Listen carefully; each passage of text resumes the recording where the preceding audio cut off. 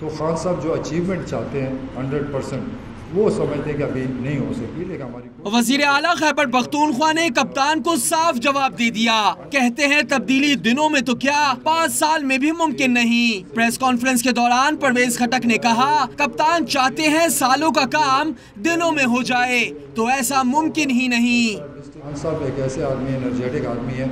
کہ وہ سالوں کا کام دنوں میں چاہتے ہیں، ہمارا بھی دل ہے کہ سالوں کا کام دنوں میں ہو، مجھے بالکل شوق ہے، لیکن ہر چیز جیسے اب شروع میں جب میں چیف منسٹر بنا تھا میں نے کہا تھا 90 ڈیز میں ہم کریں گے،